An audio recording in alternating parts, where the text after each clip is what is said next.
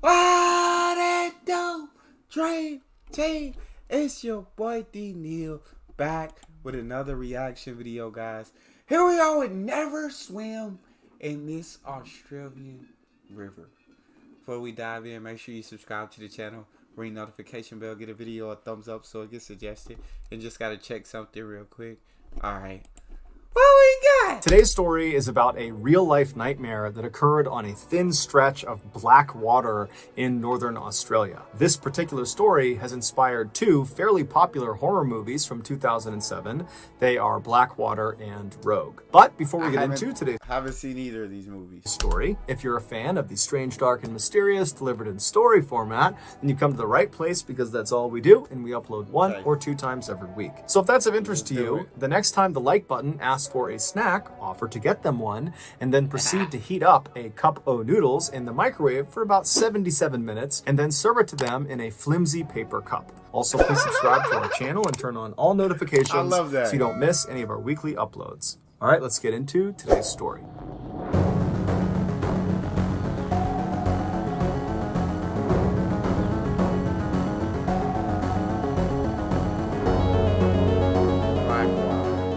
At 11:40 a.m. on December 21st, 2003, three young men who were longtime childhood friends hopped in a truck and began traveling south. They were 22-year-old Brett Mann and 19-year-olds Sean Blowers and Ashley McGuff. They lived in a coastal city called Darwin, which is actually the capital of the Northern Territory in Australia. The Northern Territory, also known as the Top End, is located in the central north of the continent. It is 6 times larger than the UK, but has 280 times less people living in it. Specifically, the UK is home to roughly 70 million people, whereas the Top End is home to only 250,000 people, and half Jesus, 70 million to 250,000. Okay. People, whereas the Top End is home to only 250,000 people, and half of them live in Darwin. There are many reasons why the Top End is so underpopulated, ranging from politics to poor infrastructure, but the most obvious reason that so few people choose to live in this part of Australia is because it is wildly rugged and dangerous. It is scorchingly hot year-round. I can do hot. I can't do scorchingly hot. Hot, cool. I like hot weather. Hate the cold. That's my arch nemesis is the cold. I can't do cold to save my life. Hot's cool, but when we talk scorchingly hot, nope, can't do it. Wouldn't survive. I'd die. And the weather in general is just unbelievably unpredictable and violent.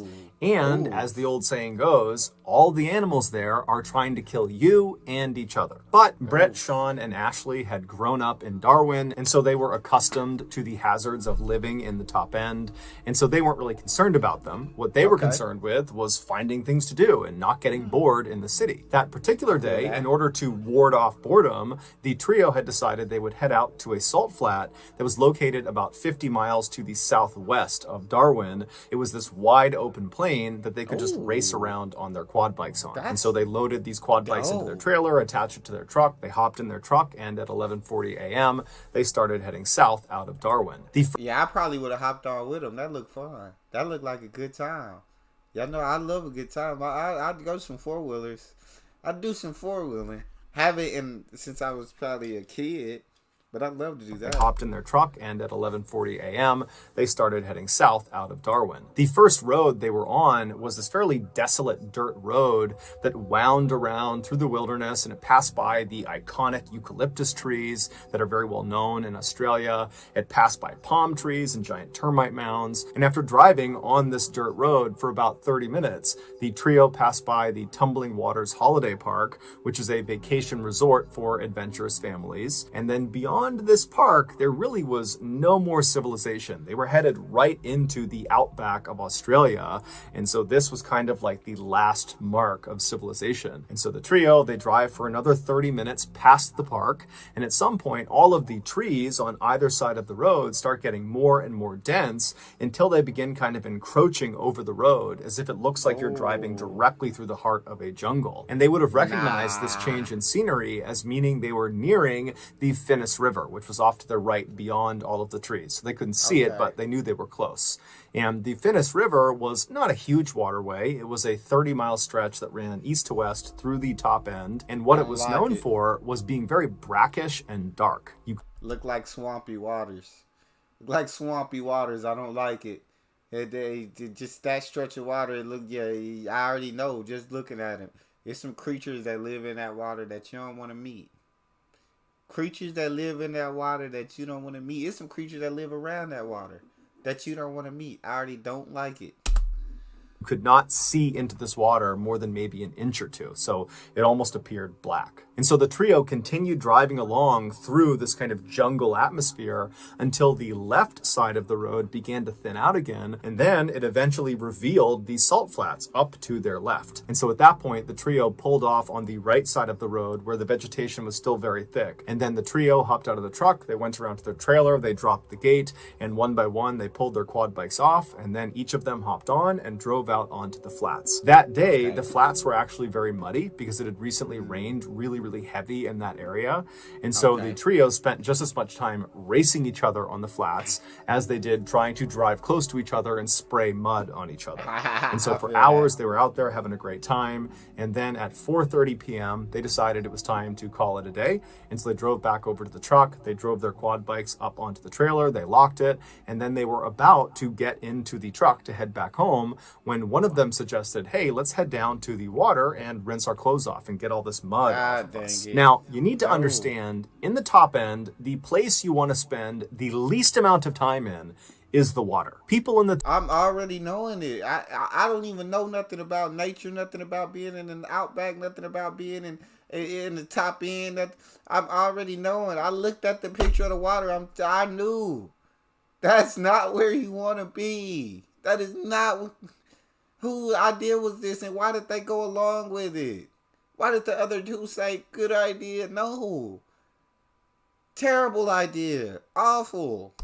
Keep it rolling. The place you want to spend the least amount of time in is the water. People in the top end assume that in any natural water body that is not clearly designated as a swimming area has at least one animal lurking in it that will kill you. This is a literal precaution people in the top end take. And so this section of the Finnis River that these three friends were thinking about going and jumping into and washing off inside of, this was not a clearly designated swimming area, and so it should be avoided. But you need to remember, these three guys, they grew up in the top end. They were used to living in this kind of wild area, and they'd also come to the salt flats so many times over the years, and they had jumped into the Finnis River before to wash off and go swimming, and nothing had ever happened. And so really, the idea that the Finnis River could be dangerous to them, it didn't really cross their mind. They felt like, you know what, we've been there, done that. Nothing's going to happen to us. Crazy. And so they left the truck and walked away from the salt flats into this mangrove forest that's only a couple of feet off the road and began walking towards this river. Normally, the trip from the road through the forest to the river bank, basically where the forest ended and you reach the river, it would take about 10 minutes. But after walking in this mangrove for maybe a minute, they were already standing in river water. It was only a couple of inches of this water, but it signaled to the guys that clearly the river is very swollen from all of the recent rains, enough so that it overflowed beyond its natural boundaries and it's flooded the mangrove forest. But the three guys, they look at each other and think, meh, what's the big deal? I'm sure we'll be fine.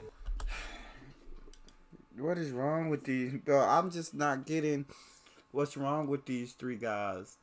Because they grew up there, they felt like they knew it well. They knew the top end well. They knew what to look out for. They knew they thought it wasn't dangerous for them. Like, they not taking no precautions, bro. They not looking at none of these signs and saying this isn't a good idea. They needed somebody to tell them, hey, nah, let's turn back. This ain't it. No.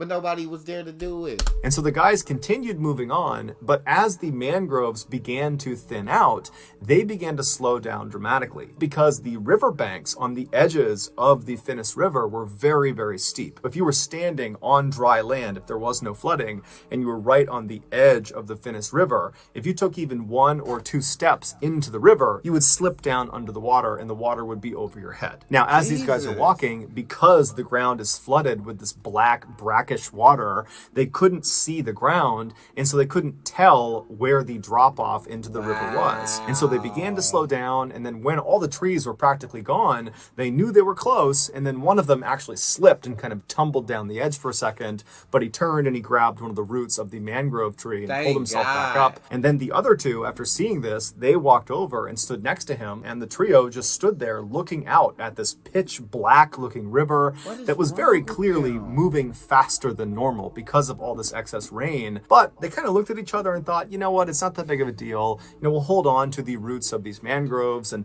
lower ourselves over the embankment. We'll wash ourselves off, pull ourselves back up.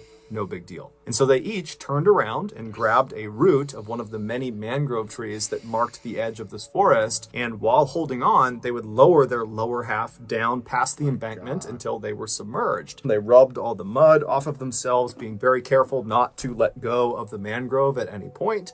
And then as they were about to finish up and pull themselves back up and get back to their truck, Brett loses his balance and somehow lets go of the mangrove root and slips down the steep embankment. And suddenly the current takes him away from his friends and out to the middle of this river, and before long he's getting pulled downstream. And so he yells out to Ashley and Sean, who had their backs turned to him. They turn around, they see their friend, and they instinctively leap into the river to try to go get him and help swim him back to the side. I'm not saying I'm a bad friend. I'm not saying that. I'm a good friend. But if I notice that current is too strong, if I notice that I'm not an Olympic swimmer, if I notice that this water is pitch black and I don't know what creatures could be looming in there, then Brett, you gotta find a way back on your own. Brett, you better figure this out, Brett. Because for what I am your friend, but it don't make no sense for me to also throw myself in the same situation that you now find yourself in.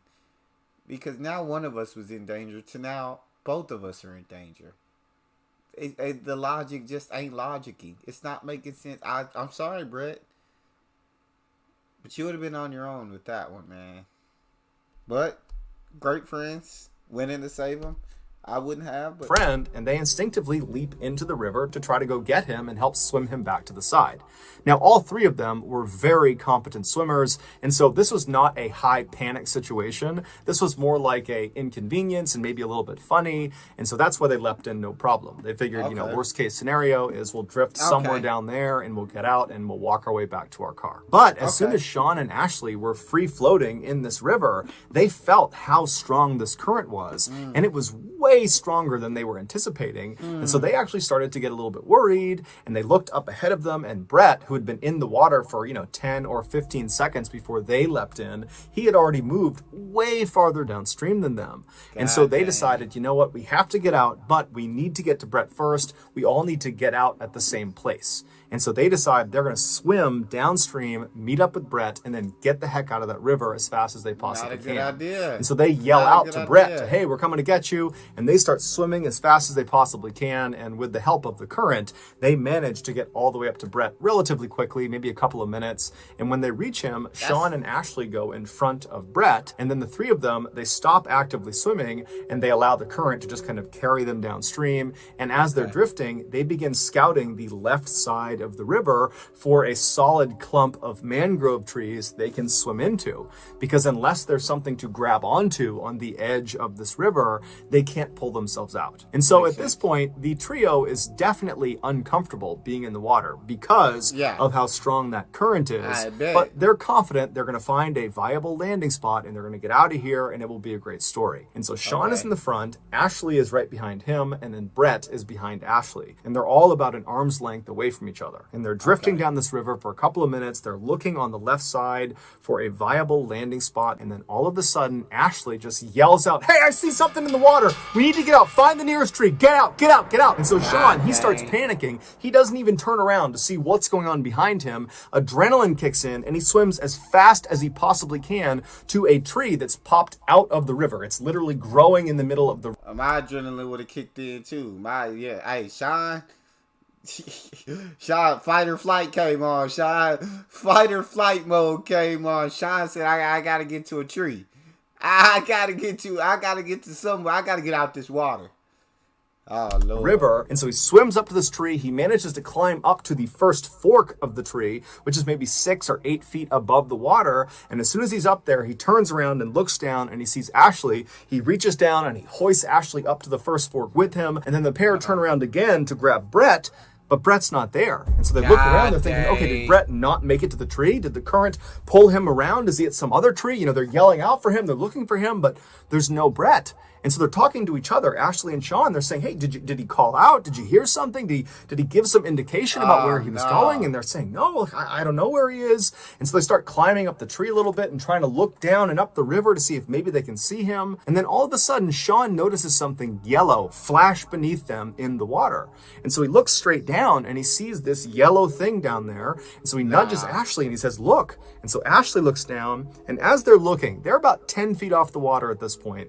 They see this yellow thing start rising up to the surface. Now, the water is so dark, they really can't tell what anything is. Nah.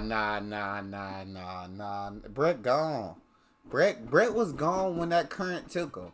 That's what I'm saying.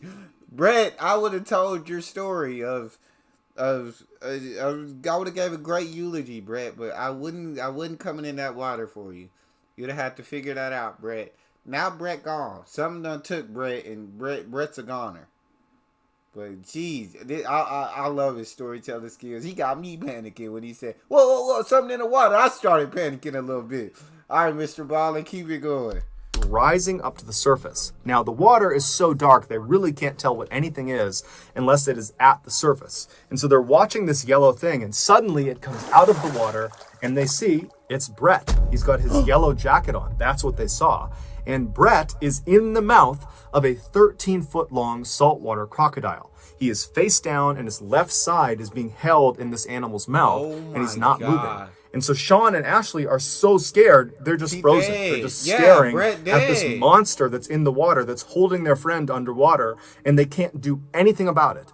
And for 2 minutes, they just stand there looking at this animal, wondering what's going to happen. And for those entire 2 minutes, the crocodile stared right back up at Ashley and Sean as if it was showing them what it was going to do to them once they got in the water. That I've done this to your friend, I'm getting you to as well.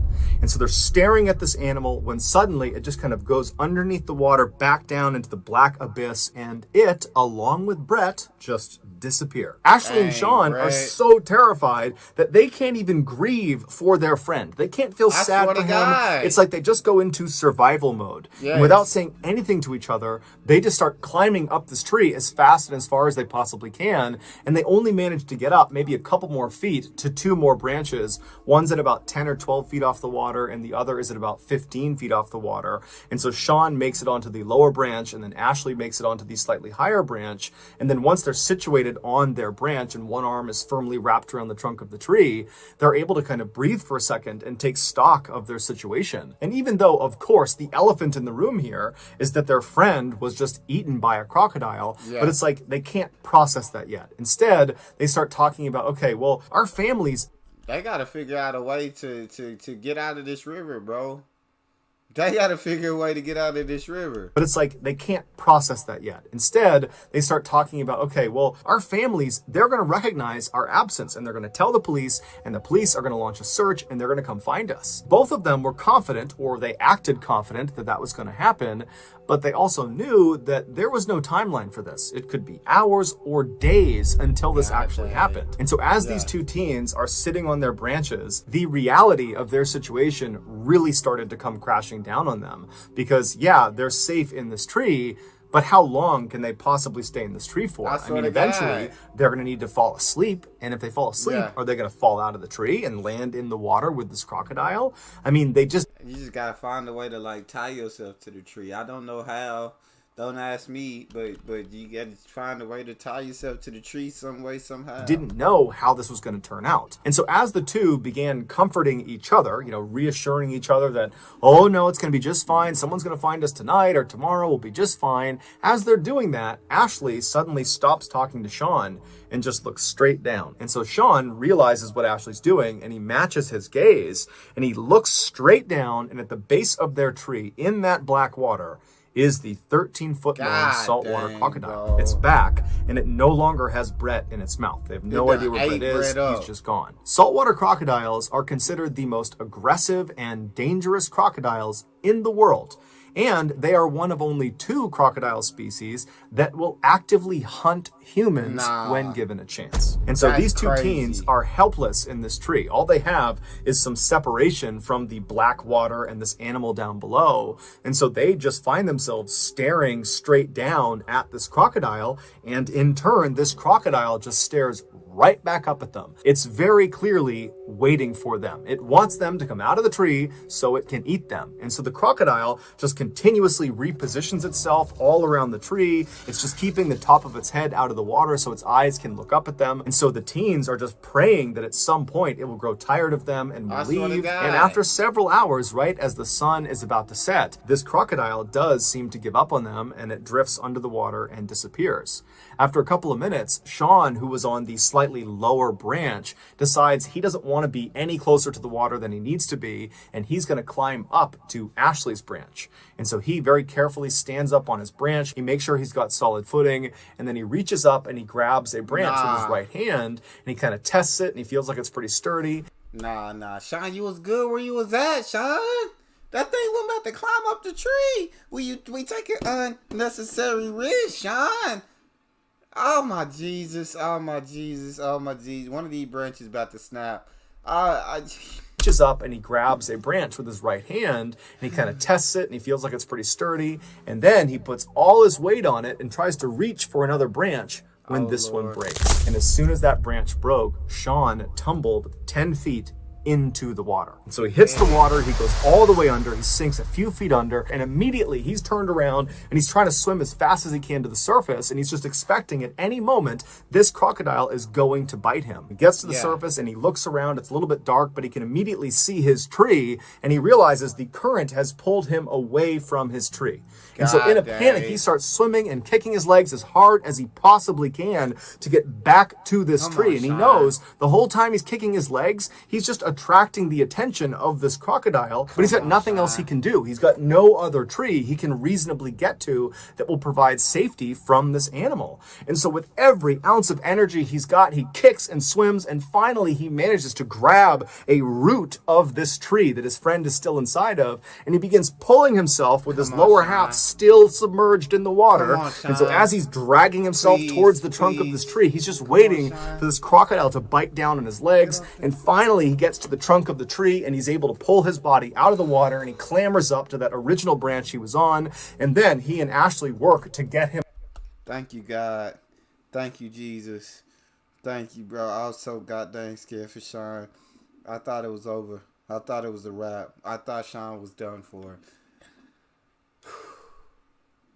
This is so freaking scary. Water, and he clambers up to that original branch he was on, and then he and Ashley work to get him up to Ashley's branch. And as soon as he sits down next to Ashley and he's secure, they both look down, and just a little ways away from the tree, basically in the area where Sean had just landed in the water, they see with the little light that is left, this crocodile swimming right back over to the tree, and it camps out right underneath. Sean had gotten out just in time. When the sun finally did set about 10 or 15 minutes later, it became pitch black. There's no ambient light in this part of the world. There aren't any buildings or cities close enough to this area. And so it is truly pitch black. And so they could no longer see the crocodile down below. But they knew it was there because periodically they would hear it repositioning itself right underneath them. Also, because it was so dark, the two teens could not actually see each other. And so they began holding on to each other. And then anytime either of them moved, they would announce their movement to the other, just so they knew they had not fallen asleep and were not falling out of the tree to a horrible death. And I know, and I can go to first 24 when I ain't falling asleep. Knowing that crocodile down there, adrenaline, I ain't falling asleep. Maybe after day 1, as day 2 starts getting into it, I may start dozing. They gonna have to take sleep shifts. They gotta take sleep shifts. But yeah, I'm not first 24 hours. I'm not falling asleep. Somebody gotta come and save me at that point. But. And so a few hours went by like this, where it was silence with the exception of the sounds of this crocodile repositioning itself periodically. A little after midnight, a huge storm rolled into this area, and it began absolutely downpouring. And You're absolutely kidding me, right? This is not happening to these boys. the raindrops that were hitting the river were so loud that the teens could no longer hear the sound of this crocodile. And so they had no idea if it was still down below them or not. But what if this river raised it? What if this storm raised this river so goddamn high? I'm praying to God it don't, but all the way up to them boys. But every time lightning would strike, it would illuminate the sky for that flash of a second. And in that flash, they would look down, and there would be the crocodile. After several hours of this super intense downpour, the two teens also started to become concerned that all this additional rain could raise the water level of the river all the way up high enough that this crocodile might be able to jump out and reach their legs. But because it was so dark, they couldn't actually see the top of the water, and so they had no way of knowing if the water levels were actually rising or not. And so they both kind of sucked their legs up onto this branch and tried to make themselves as small as they could while still remaining anchored to each other and also to the branch. And that's how they sat for the next several hours, just hoping they would survive the night. Finally, when the sun came up that following morning, the teens immediately noticed that the crocodile was still right below them, just lurking at the base of the tree, waiting for them. And they also noticed the water level of the river had clearly come up quite a bit. And so if they weren't rescued soon, there was a good chance that another heavy rainstorm, that crocodile would be in range of them, and there was nowhere they could go. They were as high up. God dang, bro. Where the rescue party at, man? This croc just ain't gonna give up. This croc will not. It's persistent, and it's like I'll wait. I'm gonna wait you out. As they could get. Not to mention the fact they were hypothermic, they were weak, they were tired, and if you fall asleep, you're gonna fall in the water. And so the two teens, they knew they did not have much time left. Luckily, at 10 a.m. that morning, they heard the sound of a police officer who was out in the mangrove forest. It turned out their families had recognized their absence. They had called the police, and that morning a search had been launched. They had found their truck and then had been walking down the river yelling out to them, and then they finally did find them. Initially, when they located these two teens stuck in the tree, they called in a helicopter to hover over them and lower down a ladder that could climb back up. But when the helicopter got close to this tree, the rotor wash from the spinning blades, it practically blew the boys out of the tree, and this crocodile was still in the water. The rescuers could see it, the boys could still see it, and so there was this fear that the helicopter would literally send them into the water to their death. And so they had to abandon the helicopter approach. However, the blades of that helicopter did ultimately scare this crocodile, and the crocodile swam away. And so as soon as the helicopter was off station, they had a boat come in, and the boat got right underneath the two boys. They jumped down into it, and they were brought to safety. The two boys were brought to a hospital where doctors determined they were physically okay, but both of them were severely traumatized from what they had just been through. As for Brett, despite an exhaustive search of that river, they never found his body or any of his clothing or any belongings he had on him, and they never found the crocodile that killed him. So that's going to do it, guys. If you found the secret in today's episode, let us know in the comments section what it is and where you found it, so give us the timestamp. And if you're the first to do that, we'll pin you at the top of the comment section. If you got something out of today's episode and you haven't done this already, the next time the like button asks for a snack, offer to give them one, and proceed to heat up a cup o' noodles in the microwave for about 77 minutes. Bro, we're gonna stop it there, but bro, that was such a good goddamn story. It had me on the edge of my seat. Yeah, I would have been. They needed a fourth friend like me to tell them, "Hey, no, we not going to the river. We not dry. We not washing our clothes off in the river. We going home. We going home." So sad that Brett was gone, man. God, that's all we got. You guys got a favorite video suggestion? You can subscribe to Patreon or drop it in the comment section. It's your boy D Neal. Out.